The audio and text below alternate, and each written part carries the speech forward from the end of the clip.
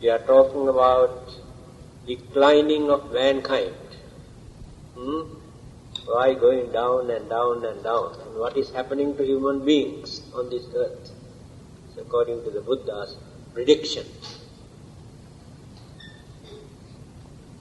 So we have gone up to the bottom, isn't it? Yeah? Yes, now try to come up. Can you remember where you stopped? Number? 18. Today start from 18 or 19. All over the world, people are talking ill of human beings. There is nobody to appreciate the human way of life. Everybody is blaming and worrying.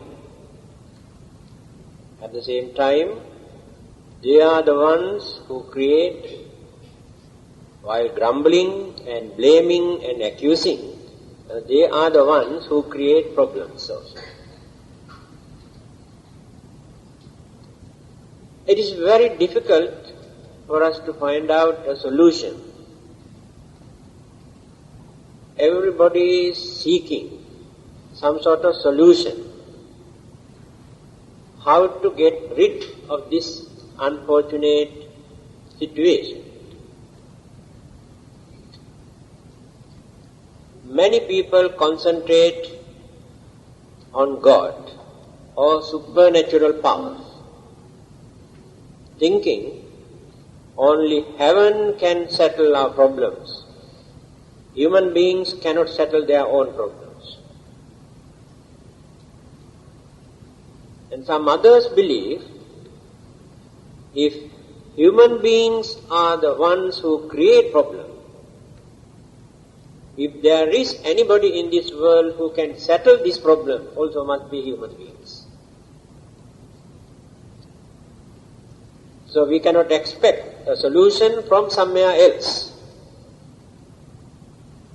And the Buddha also adopted the same attitude. His advice is not to seek salvation or solution through external sources. By knowing who create problems and how to stop these problems. Now take for instance, in your family, you have misunderstanding, unhappiness, very unpleasant situation at home. But you are not ready to admit that something is wrong with you, one of you or some of you.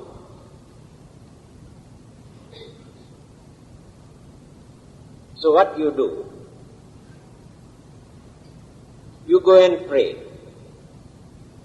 asking some sort of solution to get rid of your problems.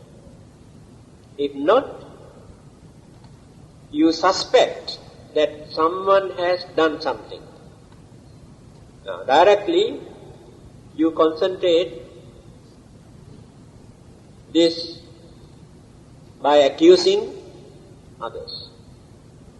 Charms, black magic. If not, you also suspect some sort of spirits or ghost. But how many are there to study and think unbiasedly to find out what are the causes or reasons for our misunderstanding or enmity or unhappiness?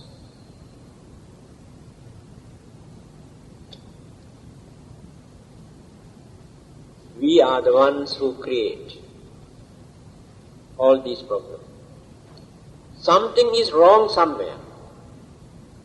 either in our way of thinking or talking or doing something. Something is wrong somewhere.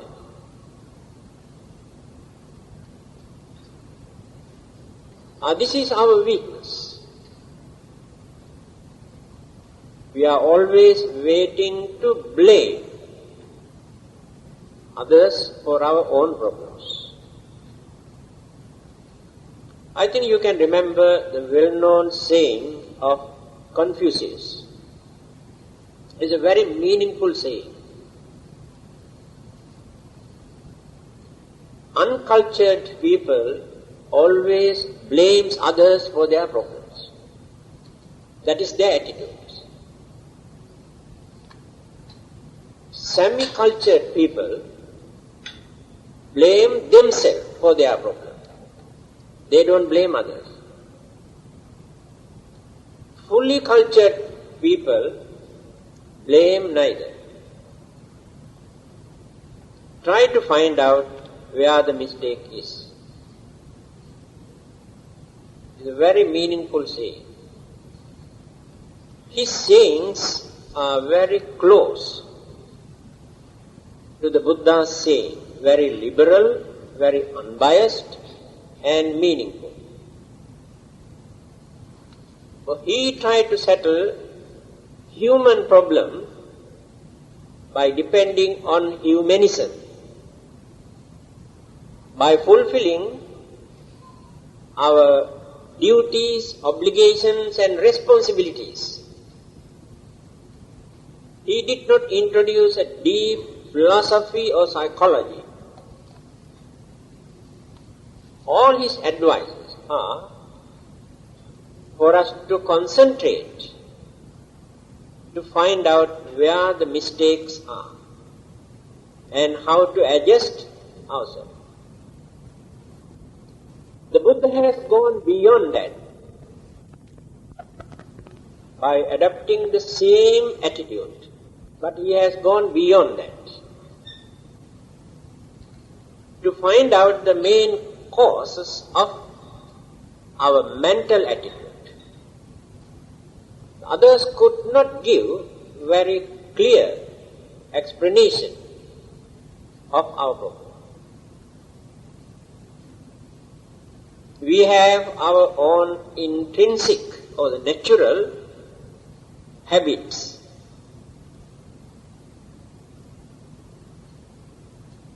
These habits were not given to us by a god or devil or another person. Our own. That is why by nature or from our birth, some are bad and some are good. That is their intrinsic mental attitude. What they have continued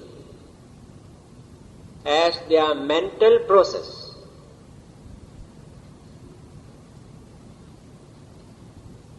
So when we are used to talk and do something and think by using certain mental faculties in our mind that we have developed or used earlier, it is very, very difficult for us to change or to give up that mental attitude. And this problem or this mental attitude of human beings you cannot find in any philosophy or psychology. Even in the modern psychology,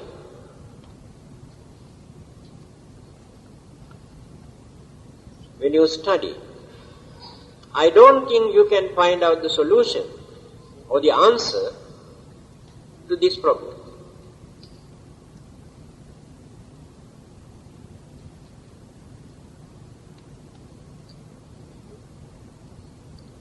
unknown or hidden mental attitudes that we maintain in our mind. Actually, we do not know why we are bad. We cannot understand. We know our way of thinking is bad. Our way of talking is bad. Our way of doing certain things also bad. We know this.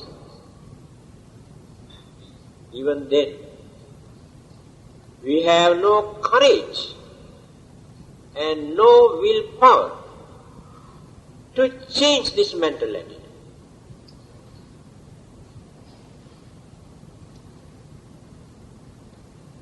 Because we have not realized how we got into this track. Our mental attitude is working according to one particular track in our mind. So it's very difficult to change this track.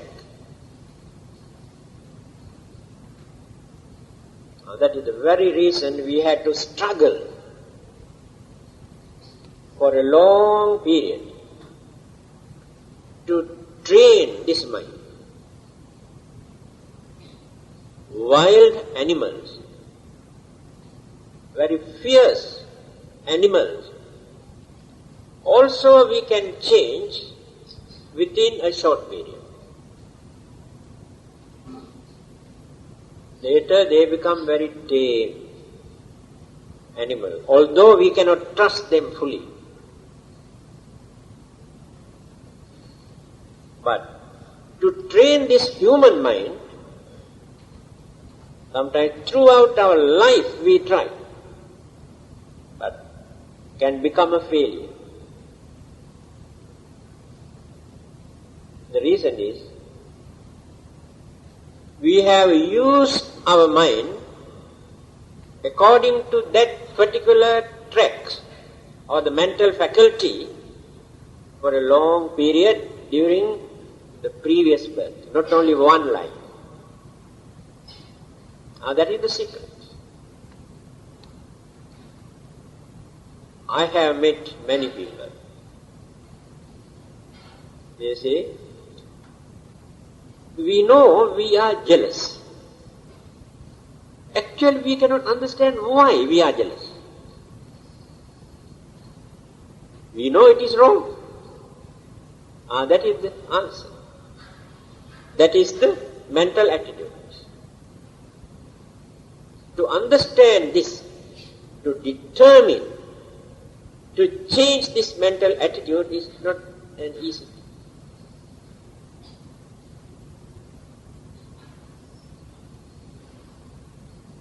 This you cannot find in any other teachings.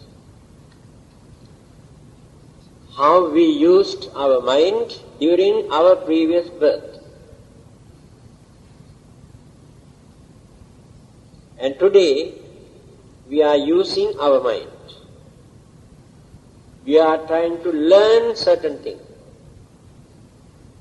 Try to do certain things, good things and bad things. But most of our activities and thoughts are based on selfishness, for our own benefits.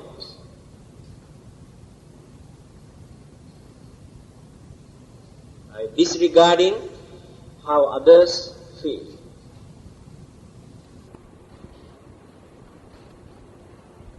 Then hatred, cunningness, selfishness become the main cause for them to create such thoughts and do certain things. Kusala. Kusala we introduce as meritorious deeds. The real meaning of kusala is a skillful deed. A skillful mean the things that we do, we perform skillfully meaningful, useful, reasonable. That is the meaning of kusala. But in religious language we use merit, meritorious.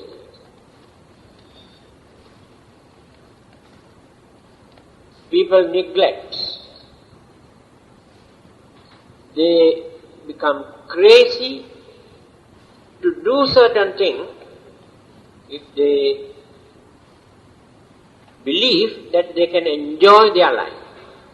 That's all. They don't want to go beyond that.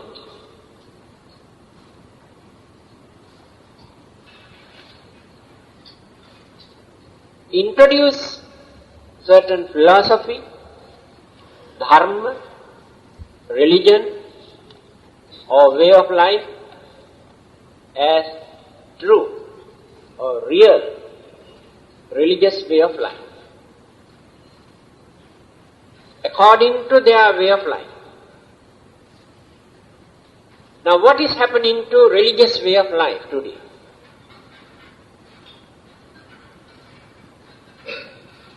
We phrase that Buddhism is the best religion. Yes, there is no argument. Very good religion.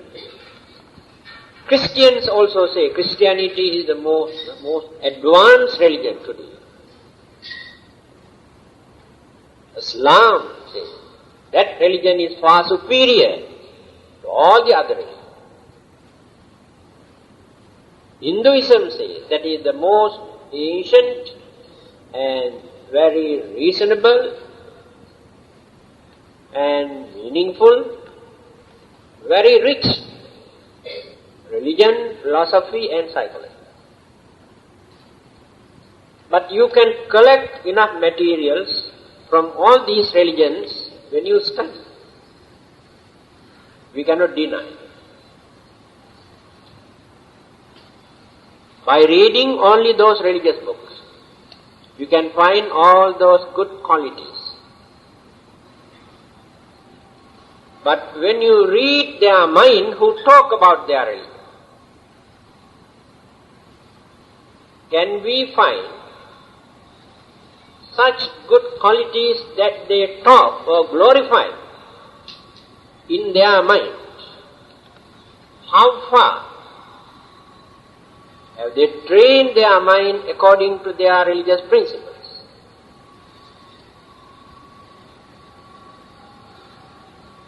That means today people use religion just to talk and to pray. Only these two things. Can pray and worship and talk and recite something. If they believe that recitals, whether it is sutra or mantra or anything, can give prosperity, worldly material thing, then they do that. That is the limit. Then what is the main purpose of religion, any religion? I am trying to tell you how people misinterpreted, misled, and how they use religion today. Every religion.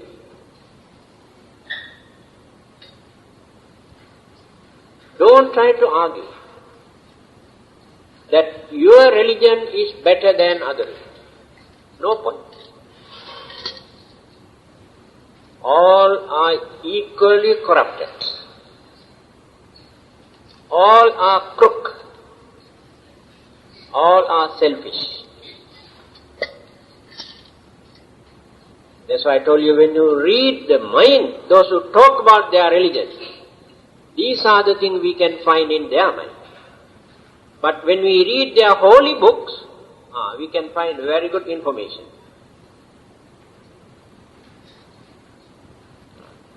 That means we have abused religion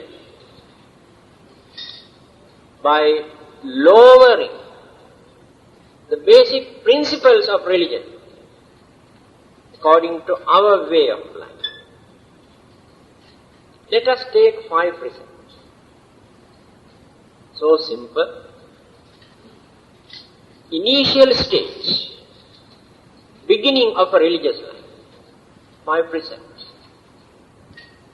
Before we go further and further and further, let us analyze whether we are practicing the basic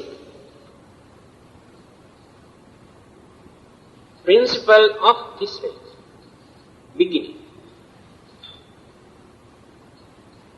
If we cannot observe these simple principles, then how can we go further? Where can we see the development of religious life? What are those 5? We know disturbing, hurting, killing or destroying others' life. Everybody knows it is wrong. But how many people can practice this? We know stealing or bluffing, swindling, cheating, smuggling, all these things are wrong. But how many people practice this principle? We know sexual misconduct is wrong. But when we see the world, all over the world, how human beings behave,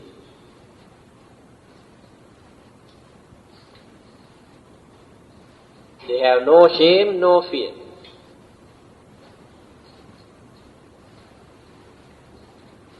Telling lies, I think better not to talk about it.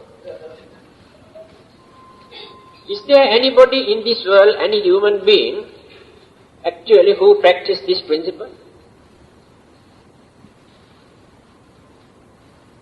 Taking intoxicating drinks and drugs, of course there are some people. Not because of their religion, because some are not used to it. Some don't like it.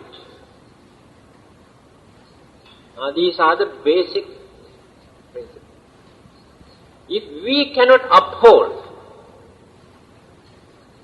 these 5 principles, how can we go further? And all the other religions also maintain the same principles, and they too violate everything. So religious life is only for the name's sake.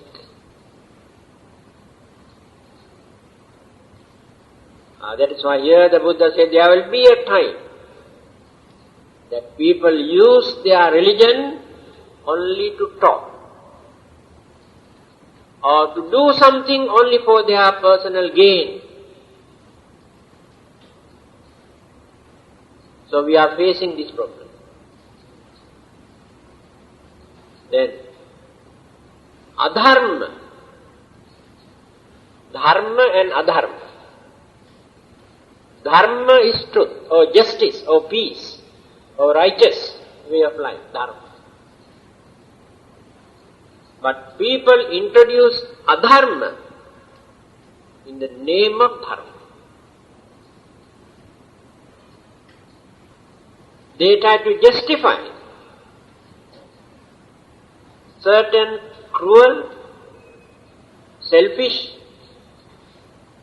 harmful methods, or discrimination, or hatred towards others, or harm others as the duties of their religion. They justify. This is the way how they try to introduce adharma in the name of dharma. Actually, Dharma is not belong to any religion. Please remember this. For the Buddha's teaching we use this word, dharma. But dharma is not belong to any particular religion. Dharma is not a property of any religion. We can maintain dharma without depending on any religion or without referring to any religious teaching, if you can understand. Who revealed this? Here, the uniqueness or the nature of enlightenment of the Buddha, you can understand here. That he did not try to claim that dharma is belong to Buddhism or dharma is revealed by the Buddha, created by the Buddha. No.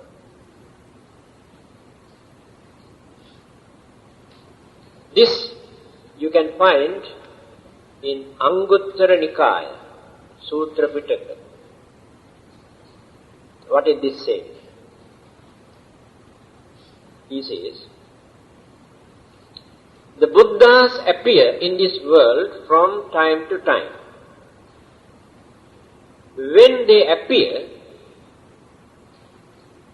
they reveal and explain the nature of dharma.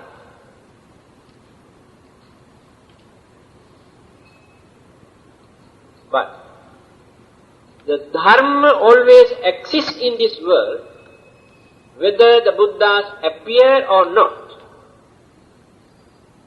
This is the sayings of the Buddha. What does it mean?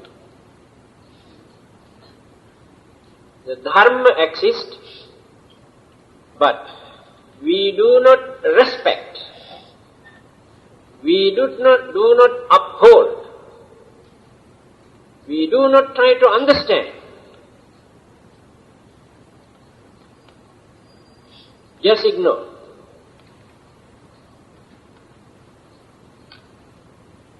So one day, when another Buddha appeared in this world,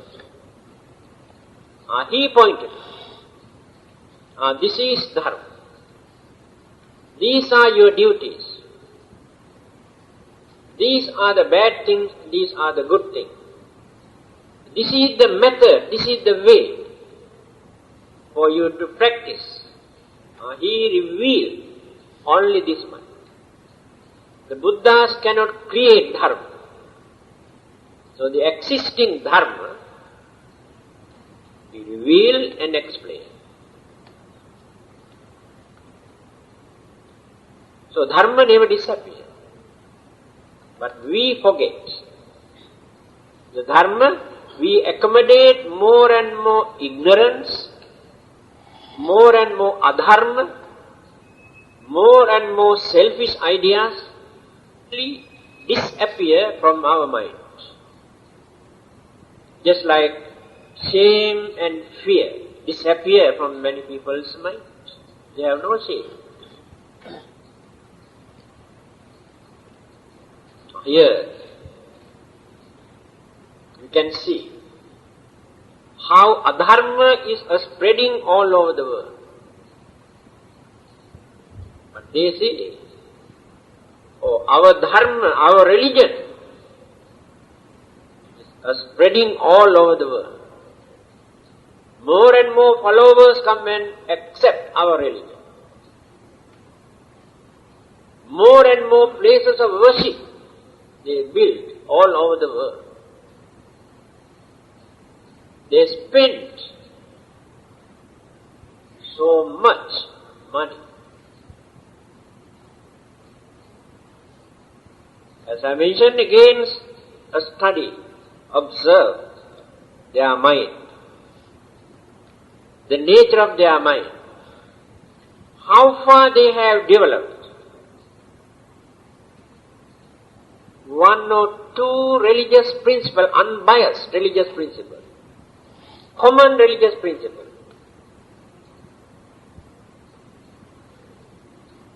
honesty. How many honest people are there among those who glorify about their religion?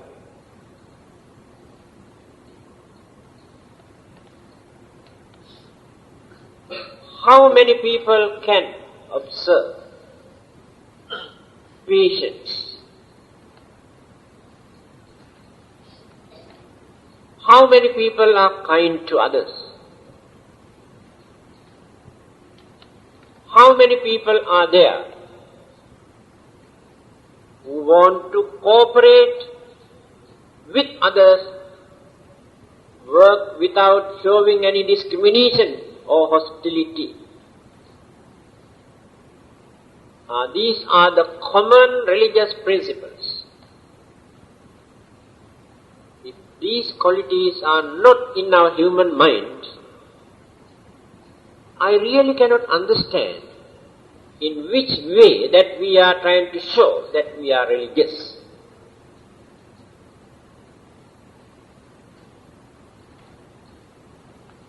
You can see. All these human beings are our brothers and sisters. Racial, cultural, traditional differences are not that bad. Many people can tolerate. But when they come to religion, their respective religion, they go mad. They become violent. They discriminate, hate others, those who are not belong to their religion. What sort of religion is it?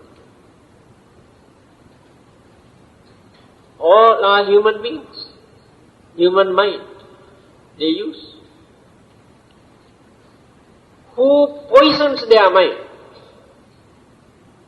If they were not taught from their childhood to show such discrimination towards others, they never do that.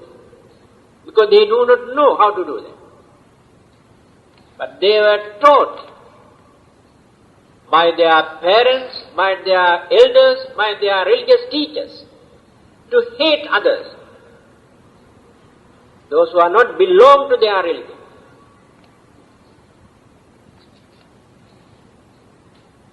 That's why I told you, in the name of Dharma, they are introducing adharma. There is no Dharma there. Whatever religious label they have no religious mind.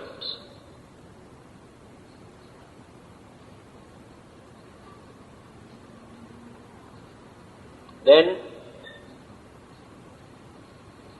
they concentrate more on their worldly,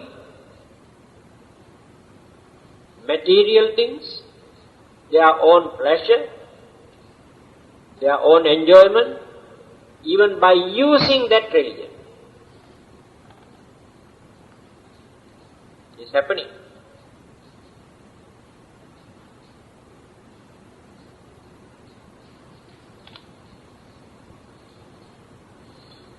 So if we behave like this, poor religion gets the blame. But we have polluted the purity of religion. Because we use cunningness, selfishness through this religion. Just like politics. Politicians use cunningness and selfishness. Same thing has happened to religion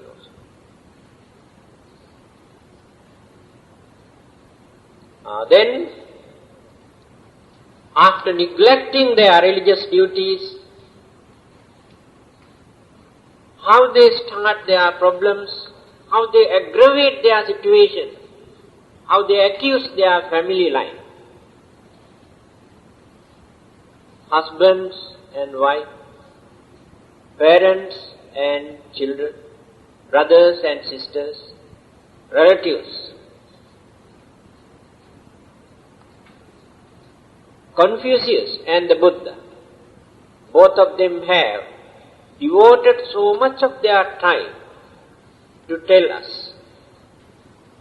So what are the duties for us to fulfill? To lead a family life, household life.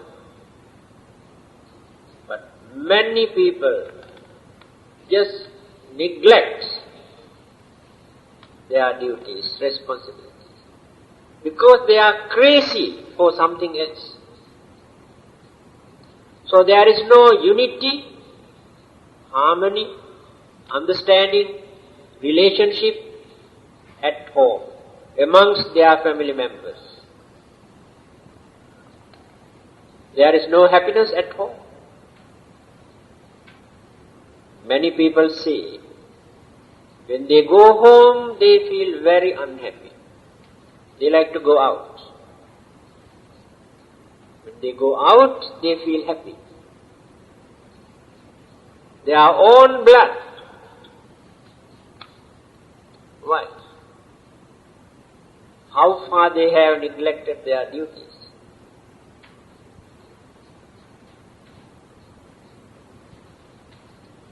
We always worship devas,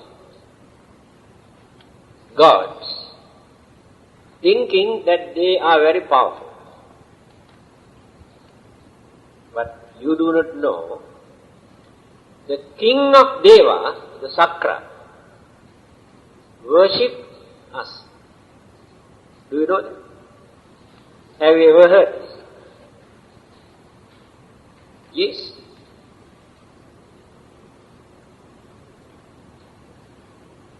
Here, how the Buddha has revealed this.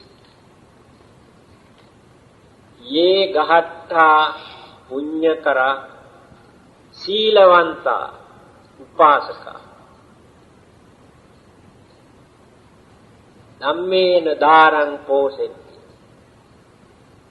tang namassami matai. Sakra says,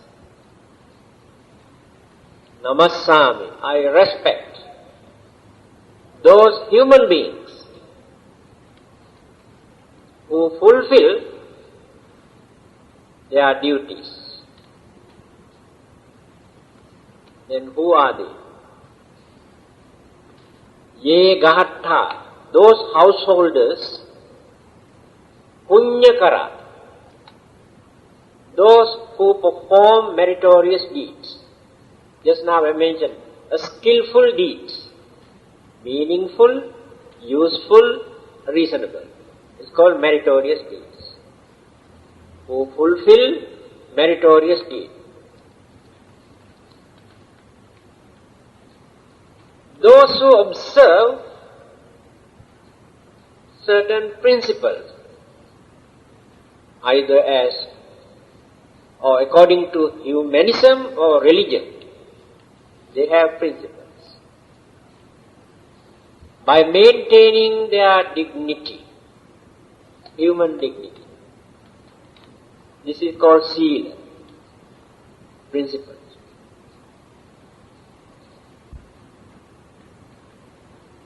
Upasaka, those who lead a noble life without harming and disturbing others.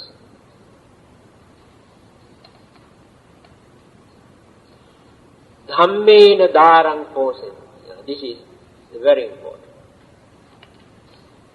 Those who maintain, those who attend to their wife and children, who look after their wife and children by adopting a righteous way of life, harmless method. People say, we have to do all those dirty things, immoral things or wicked things, just to look after our family. But here, the Sakra says, those householders who look after their wife and children by adopting a righteous way of life, reasonable or harmless way of life. or those who fulfill their duties towards their wife and children. Dhammena dharan kosa. Tang namassam. I respect it. So the King of God respect those human beings who uphold these noble principles. There is another saying. Usually devas can fly by using their supernatural power, like birds. They are invisible to us. When those devas move here and there, if there is anybody who has attained even the first stage of sainthood, Sotapan, that is the lowest stage. If there is one who has attained the first stage of sainthood, Sotapan, those devas never go above this person. To respect that person, one. This is the way how they respect Sila, morality, principles.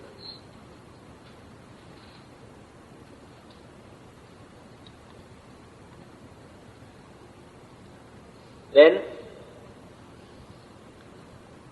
how many families are there in this world where we can find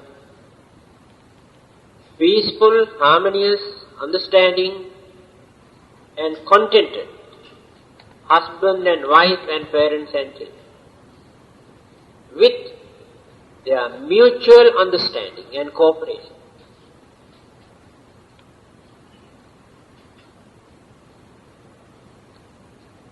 When you study our human history, anthropology, the human mind is such that they wanted their children and grandchildren and grand-grandchildren also to live in the same house.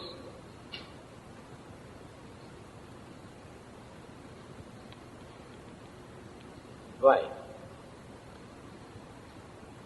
That gives lot of moral support, confidence.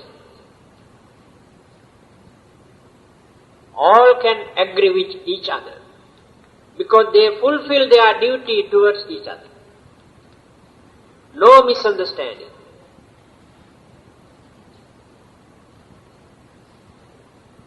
This is our history. But today, how many married children can live with their own parents? How many years can they live together? See the mentality. Cannot live together. Trouble start within few months.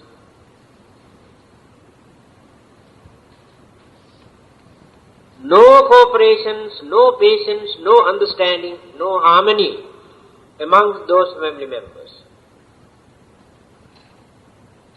Here the Buddha says, now this situation also going down and down and down.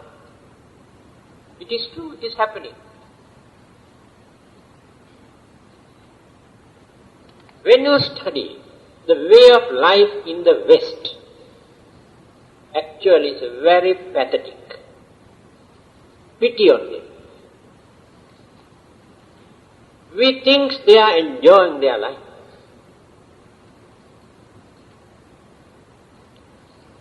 Old ladies and old men,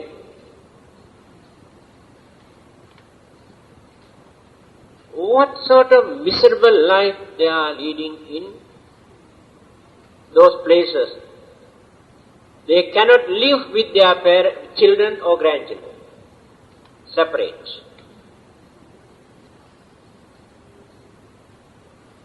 But here in Asian countries,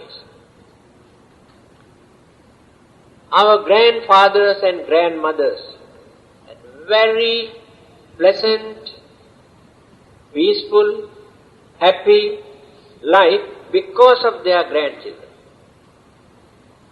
They like to play with them, spend their time with them, and they don't feel the burdens of their life at that age because of their grandchildren. Unfortunately, in the West, they cannot do that. Of course, they have their own reasons. We cannot blame them. We can say that is their way of life. And we are also adapting that way of life in this part of the world. Because we do not fulfill our duties. So it is not the development of the mankind, but deterioration. If we cannot live together,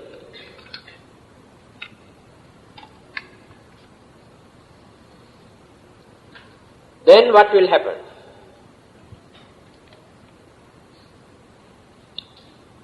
Evil practices, immoral practices,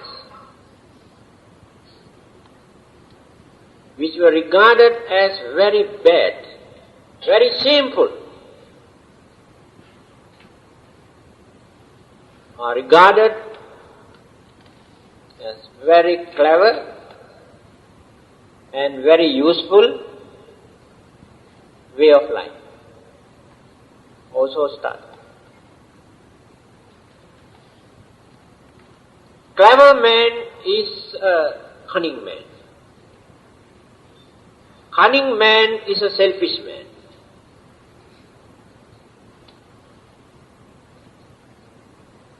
Honest man is a foolish man today. Kind man is a stupid man today. He must become wicked and cruel. Then people say he is very clever. Already started. That is what the Buddha says. People don't want to respect honesty, kindness. They have no place in the society. So, they started to bluff each other.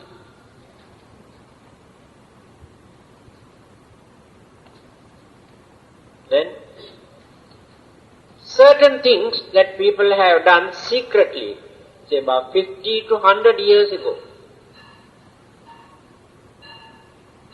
Now I can remember, 50 to 60 years I can remember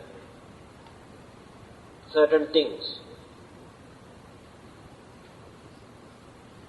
So when we were small children,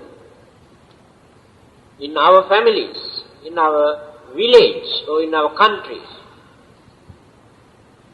at that time, certain things that they have regarded as very bad, very immoral, very dangerous, harmful, don't do.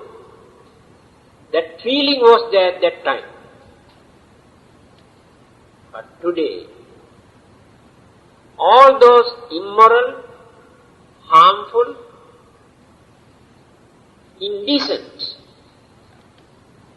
practices have become very common. Nobody talk about ill of all this. What is their excuse? They say everybody is doing. That is the only excuse. Everybody is doing. Therefore, I also must do.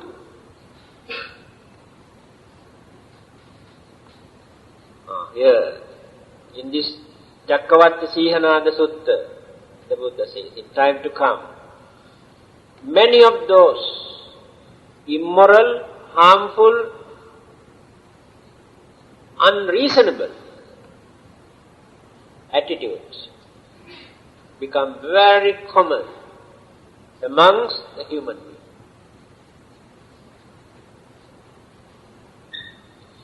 Then, love, relationship, understanding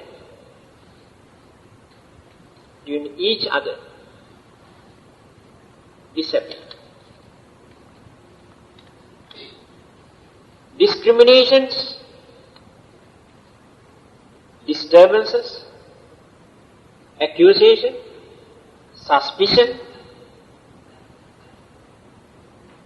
This mental attitude becomes very common.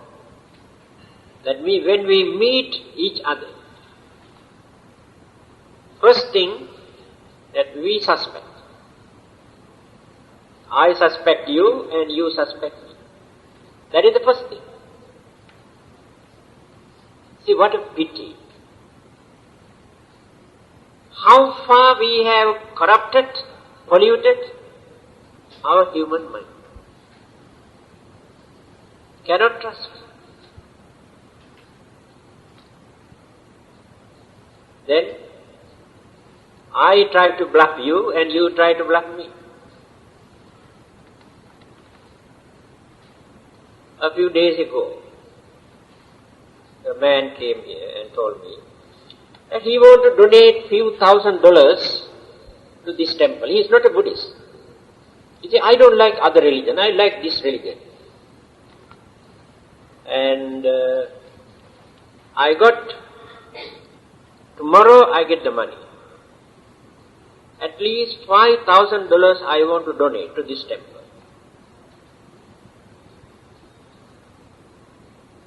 But I want to get a signature of another witness.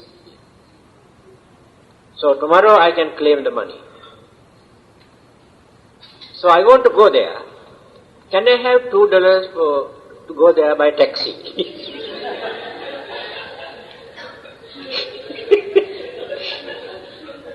This is the nature of human mind. So how can I trust? How many hundreds of them come to me like this? If not in thousand, how many hundreds of them? If they can approach a religious man, what about you? I told you the other day, not only ordinary laymen, even so-called monks, how they bluff others. A monk who came to this temple, spent one night here. Next day morning he come and ask, he want to buy the ticket to go to, I don't know to tell the name of the place, then you come to know who this person. Then I asked, why did you come here? For what purpose? From where did you come? Not knowing all those things, there is no meaning of giving anything to you. I do not know anything about you. So I did not give him anything. Then he approached some of those people. And I also heard he approached some of our ladies. Collected few $100. Gone. After 3 days' time I saw again, he was moving around here in this temple. He goes from temple to temple like this. So our innocent people, for our devotees, I always say, kind-hearted fools. Because they never think twice. Oh, he's a monk, we must support them, and very bad to say no, he's a monk, Their number one crook, they use this one to collect money, say these people behave like fools. How many times I have given this warning, not to trust at once. They can come and discuss with us, we know they're better than any of them. If monks also can bluff others, what about you people? Can I trust you? This is the nature of human mind today. I told you how people come and try to bluff me. So now, in future, I am not going to behave like a kind-hearted fool. So, by knowing this situation, the Buddha has given this warning for us to understand. In time to come, human beings use their mind in this way, always to bluff others. No honesty in human mind. So how can we develop our relationship and love and compassion and understanding? Our way of extending our love and compassion only by using words, but there's nothing in our mind. I think you can remember, I have told you, several times I told you this, to understand the nature of our human mind, what we recite for our meditation, metta. We talk a lot about metta, loving kindness. When you study Metta Sutta, say, Sabbe Satta Bhavantu Sukhitatta, all living beings, irrespective of their, origin, whether they are humans or animals or visible or invisible, big or small, the Buddha's advice. Then it will become real loving kindness. If you limit your kindness only towards human beings, it is not loving kindness. It is favoritism. You love only your race. You love only amongst your fellow religionists. You don't love the followers of other religions. This is the nature of love today. But just now I mentioned you have no love at home also. Real love is not there. So when this person was reciting this metta, loving kindness meditation, he was reciting not in Pali, in English. So may all living beings be well and happy. Going on reciting. This is the development of loving kindness, compassion towards all those living beings. So when he was meditating, may all living beings be well and happy, spent, 1 or 2 hours, a lot of mosquitoes. Mosquitoes come and started to attack here and there. So while reciting, may all those living beings well and happy, may they live long. He never stopped his recital, went on practicing meditation. This is the way how we extend our loving kindness towards others. This is the nature of our human mind.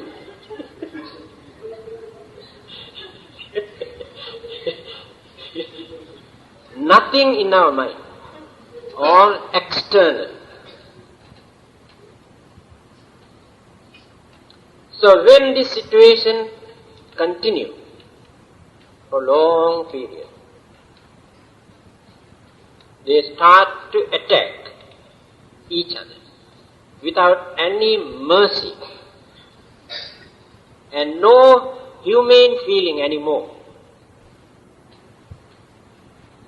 Even animals, they have their natural feeling towards their own group.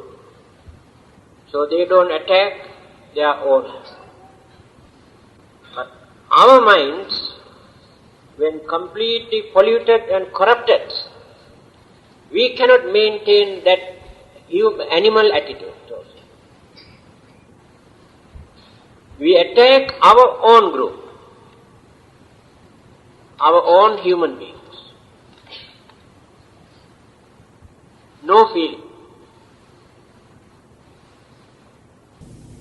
So when you compare your way of life with those people, you are far better than the others. At least you have taken the trouble to come and listen and think and try to understand something by knowing it is important for your life. What about others? They have no such idea. Day and night they are thinking how to bluff others, how to rob others, how to disturb others. majority here in this world, among human beings, maintain such attitude.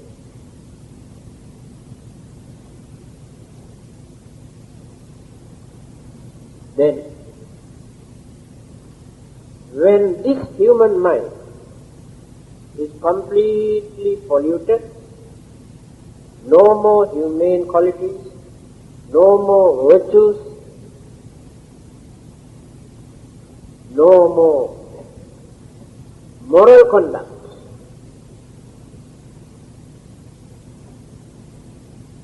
the mental waves, the vibrations that we radiate from our mind, all are poisonous vibrations, just like poisonous gas. Because our mental vibration can change so many things in this atmosphere.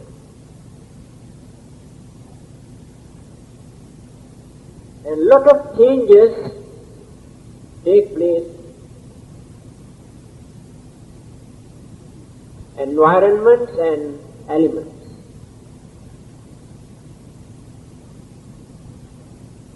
Do you know, in certain countries, after developing their mind, by using that mental energy without touching, keep a piece of iron rod here on the table and develop this mental energy, focus directly towards this piece of iron, and later you can see how this piece of iron bends like this. Mental energy. How that energy can change the element.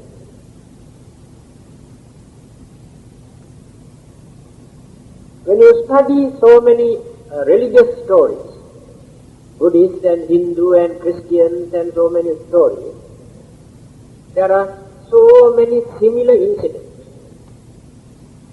You say, how can we believe? We cannot believe because we have not developed our mind up to that extent. That is why we cannot believe. So the same mind we can divert with poisonous vibration, hatred, anger, jealousy, grudge, ill will, enmity, selfishness. See, all are poisonous mental vibrations. So from each and every person's mind, these things are radiated.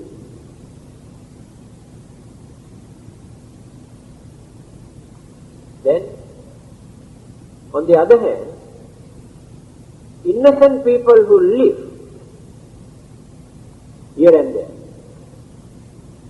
go on cursing, accusing, blaming, crying and worrying. Another kind of poisonous mental vibration. There is nobody to radiate kindness, compassion, understanding, patience, no, nothing, completely gone.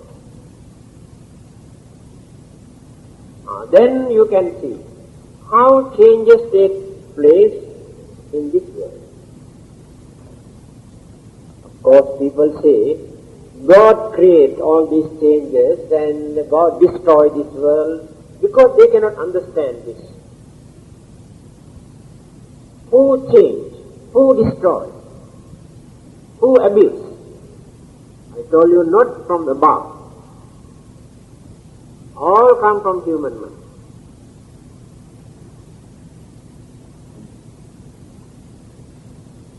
If human beings cannot train or make use of real human mind, they must be prepared to face the consequences created by them.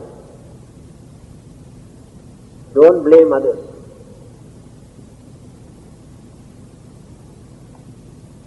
Then, unknown, unheard, peculiar type of sicknesses. They experience. Already started. Very funny sicknesses. Spreading all over the world now. Who is responsible for that? Human behavior, immoral attitude, poisonous thoughts, completely ruin the physical body. How they do that? When the mind becomes poisonous, evil forces affect brain cells, neurons and blood cells, glands and various organs, and the blood circulations in the heart and the stomach. And we do not know what type of sicknesses that we had to face after. So the mind is solely responsible for all these problems. Then the imbalance, elemental imbalance in the physical body.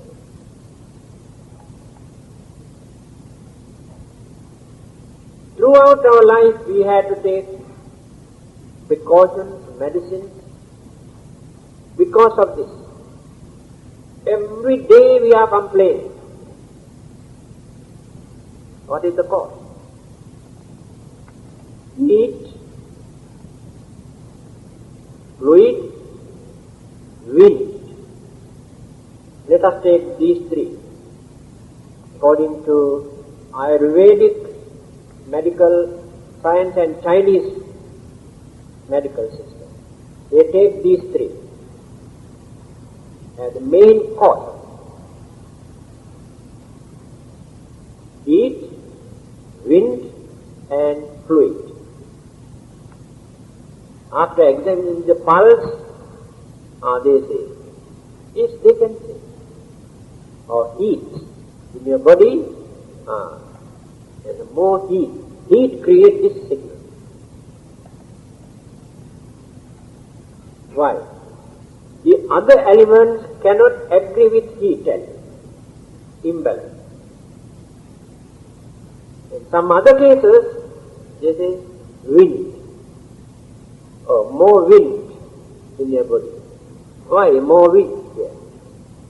Anybody pumps wind into the body? Nobody. No cooperation with the other elements.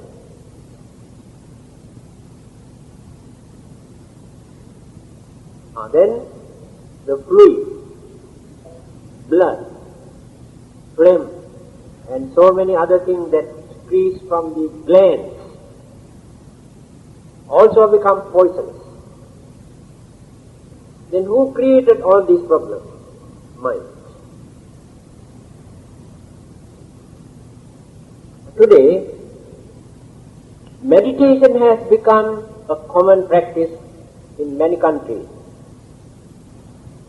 mostly non-Buddhists in the West. They experience a lot of good results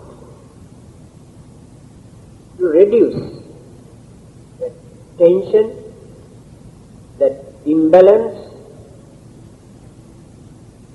and so many sicknesses that they experienced earlier could manage to get rid through this meditation. Of course, the main purpose of meditation is not that, but at least they experience some sort of relief through this meditation. It clearly shows the mind is the main cause. Recently they have done another experiment in America.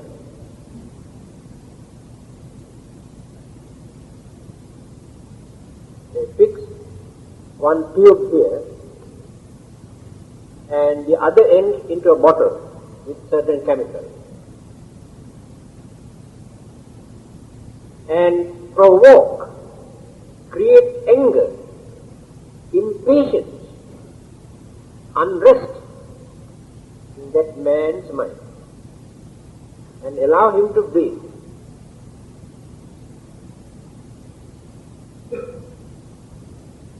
Another person also, after fixing this tube and the other end into a bottle,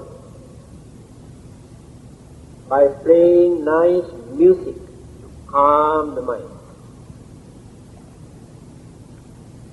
and talking nicely, gently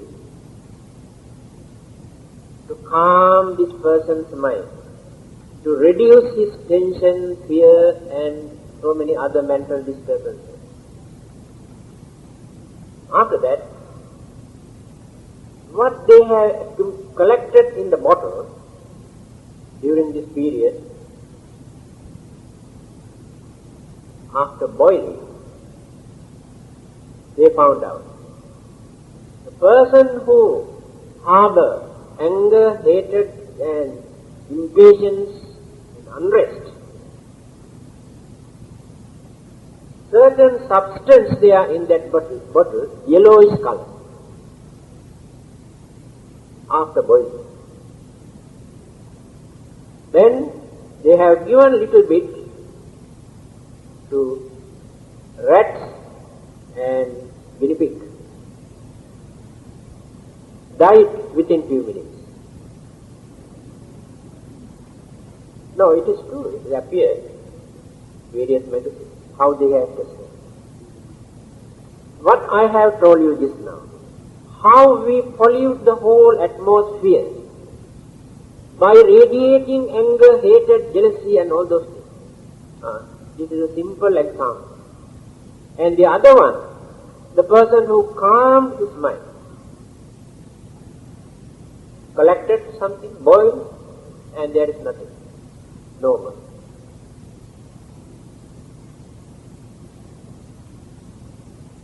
Again let us refer to the Buddha, the first saying of the Dhammapada. All our pleasant and unpleasant, happy and unhappy, peaceful or miserable life here in this world depend on our mind.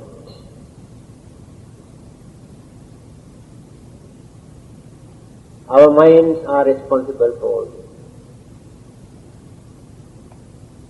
Unless and until we train and tame and discipline this mind, there is no peace, there is no happiness, there is no satisfaction, there is no precaution, no security in this world. So number 22. So next Friday can complete, I think. So remind me, number 22.